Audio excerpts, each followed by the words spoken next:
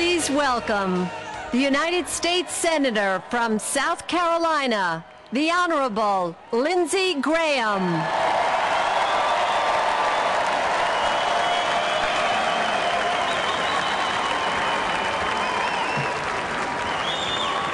Thank you very much. Ladies and gentlemen, this speech is for the troops.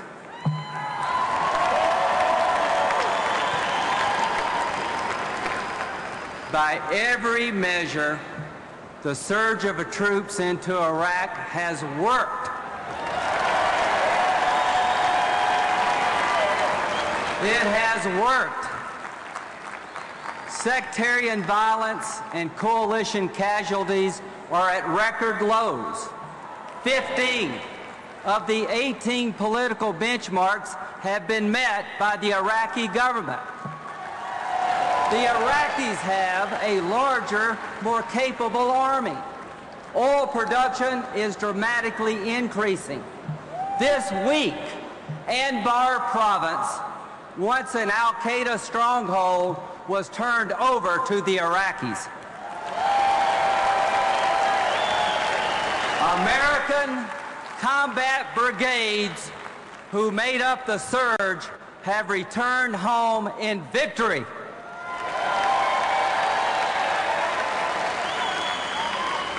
Now,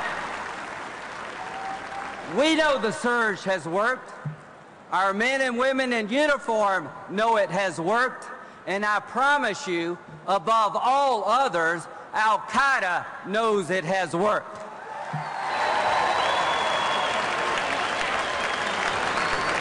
The only people who deny it are Barack Obama and his buddies at MoveOn.org. Why won't they admit it? Because Barack Obama's campaign is built around us losing in Iraq. Without John McCain's courageous leadership, there would never have been a surge. I know. I was there with John McCain and Joe Lieberman every step of the way. In our visits to Iraq, ladies and gentlemen, in our visits to Iraq, we saw the situation deteriorate.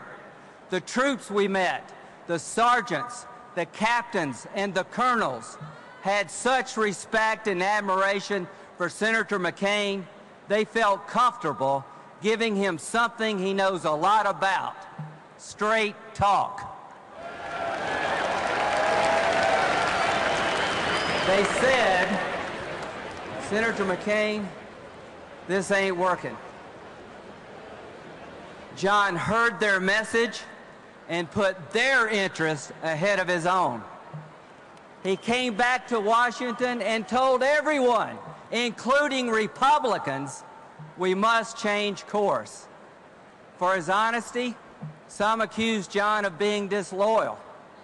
But John McCain's loyalties, ladies and gentlemen, have always been to his country and to our men and women in uniform, not a political party.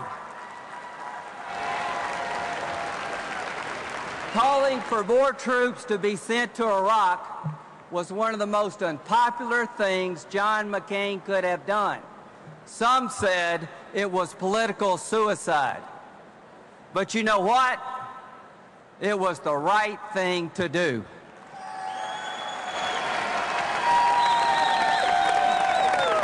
Because losing in Iraq would have been a nightmare for America. Al-Qaeda would have claimed victory over our nation. Sectarian violence would spread throughout the region, and Iran would fill the vacuum. Last summer, we came within two votes of a congressionally mandated surrender. One Democrat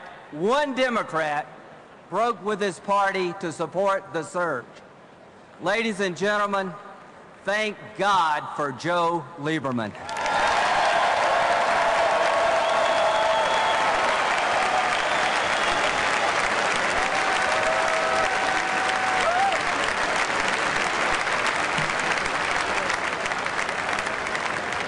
It was John McCain's voice and credibility that stopped the Democratic Congress from losing this war.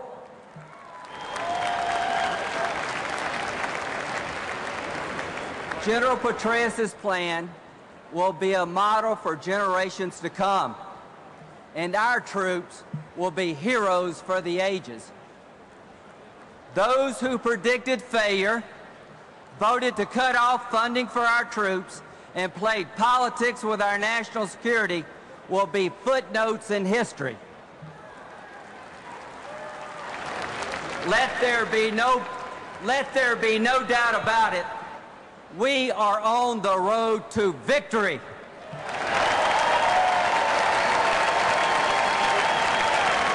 Victory! You can say it at this convention, we are winning.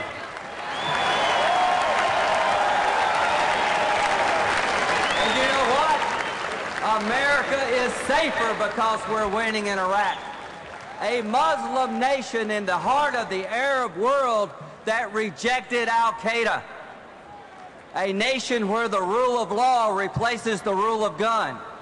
A place in the Mideast where a woman can finally have a say about her children's future. While Barack Obama expresses appreciation for our troops' service, he refuses to acknowledge their success. They have worked too hard, they have sacrificed too much for a patronizing pat on the back.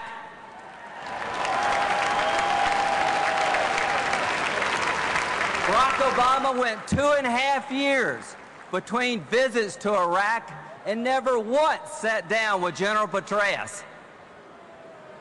If Barack Obama cannot appreciate that our troops are winning in Iraq, he should not be their commander-in-chief.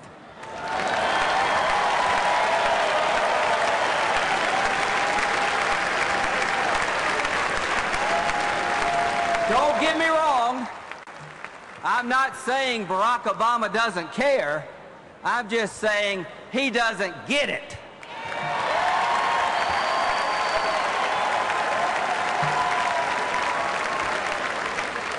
Not once was a Barack Obama's eloquent voice ever raised in support of victory in Iraq.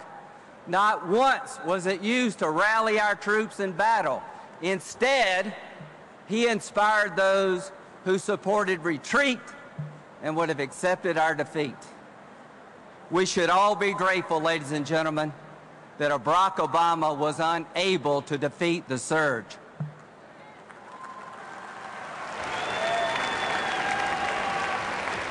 The surge was a test for Barack Obama.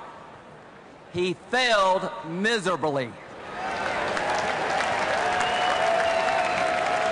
Our troops deserve a commander-in-chief who acknowledges their success, has walked in their shoes, speaks their language, shares in their sufferings, and will lead them to victory in a war we cannot afford to lose.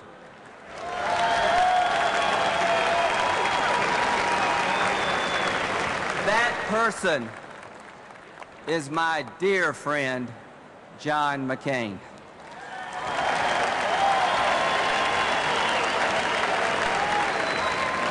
John often says he would rather lose a campaign than lose a war. Here's the good news.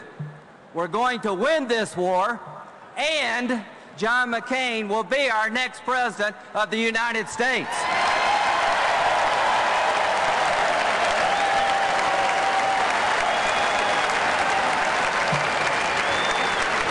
But wait, it gets even better, because John McCain has one of the toughest and most talented political reformers in America as his running mate.